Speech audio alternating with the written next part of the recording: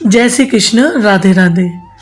मित्रों, ब्रजधाम या ब्रजभूमि या ब्रज वह क्षेत्र है जिसमें उत्तर प्रदेश के कई हिस्से शामिल हैं, जिनमें से ज़्यादातर मथुरा और वृंदावन के आसपास ही हैं। इसे कभी भी राजनीतिक क्षेत्र के अनुसार स्पष्ट रूप से परिभाषित नहीं किया गया, लेकिन सांस्कृतिक रूप से इसे सीमांकित किया गया है। संस्कृत शब्द ब्रज से व्युत्पन्न है। यह मूल रूप से भगवान कृष्ण से जुड़ा हुआ है। हालांकि ब्रजधाम में शामिल मुख्य शहर हैं जैसे कि वृंदावन, मथुरा, धौलपुर, आगरा, अलीगढ़, मैनपुरी, इटावा, कासगंज, एटा और फिरोजाबाद हैं। आम धारणा के विपरीत कि ब्रज क्षेत्र में केवल वृंदावन और मथुरा, गोवर्धन शामिल हैं और बरसाना।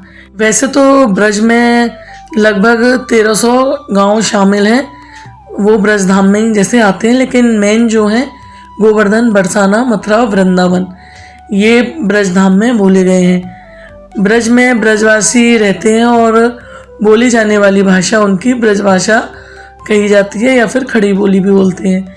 यह नरम उच्चारण के साथ हिंदी से बहुत मिलती जुलती होती है। ब्रज अपनी चाट और विभिन्न प्रकार की मिठाइयों के लिए प्रसिद्ध है। आगरा का पेठा, मथुरा के पेड़े, नौझील के मालपुए, कासगंज में सोन पापड़ी, हाथरस का बूरा और बताशा, और इगलास के चमचम और बाजना मिल्क केक कुछ ऐसी किस्में हैं जो अतुलनीय हैं और इसलिए पूरे देश में प्रसिद्ध हैं। ब्रजधाम का भगवान कृष्ण से गहरा संबंध है और इनका उल्लेख हिंदू महाकाव्य महाभारत में मिलता है। भगवान श्री कृष्ण के भक्त ब्रजभूमि का बहुत सम्मान करते हैं और इसे ब्रजधाम भी कहते हैं, क्योंकि भगवान कृष्ण ने अपना पूरा बचपन और किशोरावस्था ब्रज में ही बिताई थी। इसमें कोई संदेह नहीं है कि हिंदू धर्म में इसका बहुत ही महत्वपूर्ण स्थान है।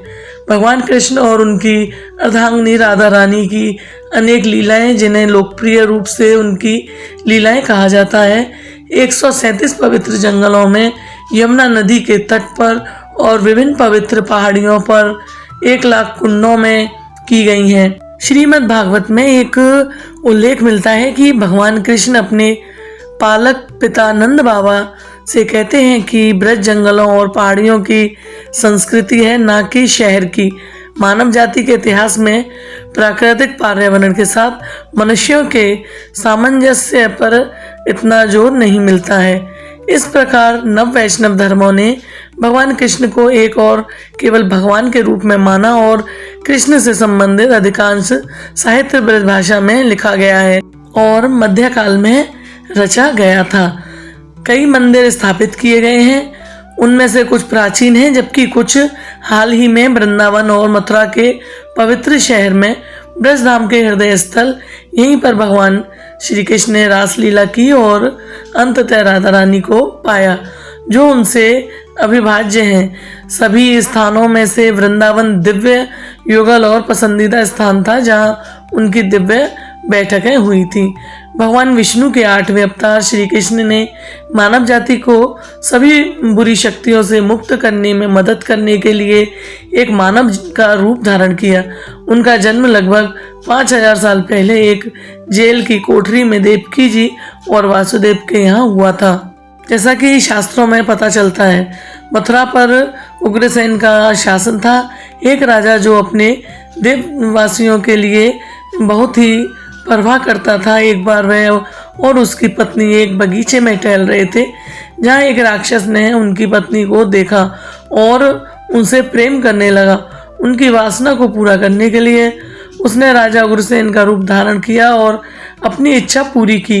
इसी मिलन से एक बच्चे का जन्म हुआ जिसका नाम कंस रखा गया। जब वह बड़ा हुआ तो उसने अपने पिता को गद्दी से उतार दिया और अपनी बहन देवकी को कैद कर लिया।